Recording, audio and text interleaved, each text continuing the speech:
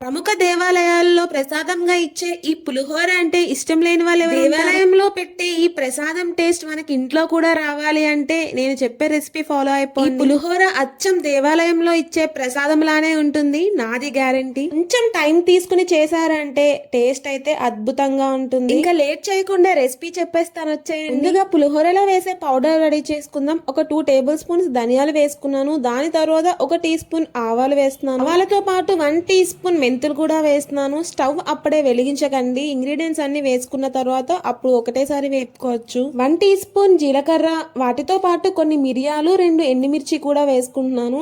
ఇప్పుడు ఇవన్నీ వేసుకున్న తర్వాత స్టవ్ లో ఫ్లేమ్ లో పెట్టుకుని దోరగా వేగించుకోవాలి. 1/2 టేబుల్ స్పూన్ గీ కానీ ఆయిల్ కానీ వేసుకొని వేయించుకోండి.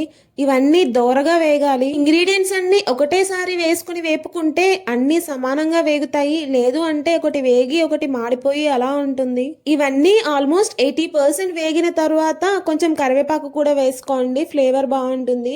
కరివేపాకు కూడా వేసి ఇలా వేగిన తర్వాత ఆఫ్ చేసేసుకోండి. ఇది కంప్లీట్ గా సిమ్ లో పెట్టే చేయాలి, లేదు అంటే ఇవన్నీ మాడిపోతాయి. ఇలా వేగినది మొత్తం కంప్లీట్ గా కూల్ అయిపోవాలి. ఇలా వేపుకున్న ఇంగ్రీడియంట్స్ అన్ని చల్లరడానికి టైం పడుతుంది కదా, ఒక చిన్న మిక్సీ జార్ లో ఇవన్నీ వేసుకుని ఇవి చల్లారే లోపు ఇక్కడ చింతపండు నానబెట్టుకుంటున్నాను పులిహోర కోసం. మీకు టైం లేదు అంటే హాట్ వాటర్ వేసి నానబెట్టుకోండి, త్వరగా నానిపోతుంది. నేను నార్మల్ వాటరే వేసి నానబెడుతున్నాను. దాని తర్వాత స్టవ్ పైన ప్యాన్ పెట్టుకుని ఇలా కొన్ని పల్లీలు వేపుకుని ఇదే ఆయిల్ లో నేను స్వామివారికి ఇష్టమైన చక్కెర లడ్డూలు చేశాను, అందుకే ఆయిల్ అలా ఉంది. ముందుగా ఆయిల్ హీట్ అయిన తర్వాత వేరుశెనగ గుళ్ళు వేగి పక్కకు తీసుకున్న తర్వాత పులిహోర తాలింపు కోసం 1 టీ స్పూన్ ఆవాలు, 1 టీ స్పూన్ జీలకర్ర, కొద్దిగా శనగపప్పు, మినపప్పు, వాటితో పాటు కొన్ని ఎండుమిరపకాయలు కూడా వేసి వేపుకుంటున్నాను. శనగపప్పు వేగడానికి టైం పడుతుంది కాబట్టి ఇవి కొంచెం ఫస్ట్ వేపేసుకుంటే సరిపోతుంది. వేసుకున్న తాలింపు దినుసులన్నీ వేగే లోపు కరివేపాకు కూడా వేస్తున్నాను. దానితో పాటు స్లిట్ చేసి పెట్టుకున్న మిరపకాయలు కూడా వేస్తున్నాను. ఇలా మిరపకాయలు కూడా ముందే వేసేస్తే అవి పులిహోర కలిపేటప్పుడు మొత్తం పేస్ట్ అయిపోతాయి. అందుకే తాలింపు దినుసులన్నీ వేగిన తర్వాత చివరిలో వేస్తున్నాను.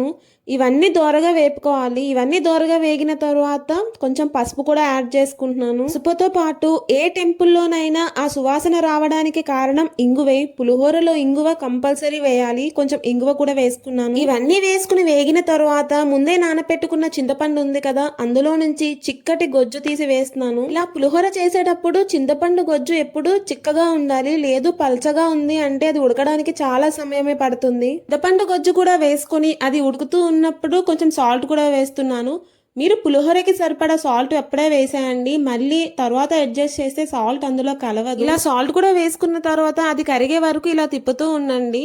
పులిహోర గొజ్జు మొత్తం చాలా దగ్గరగా ఉడకాలి. తాలింపులో నేను కొంచెం ఇంగువ వేసాను, అది సరిపోలేదు అనిపించి ఇలా పులిహోర గొజ్జు ఉడుకుతున్నప్పుడు కూడా కొంచెం ఇంగువ యాడ్ చేస్తున్నాను. నేనైతే ఒక 1/2 టీ స్పూన్ ఇంగువ వేస్తున్నాను. పులిహోరకి ఆ సువాసన రావాలి అంటే ఇంగువ కంపల్సరీ.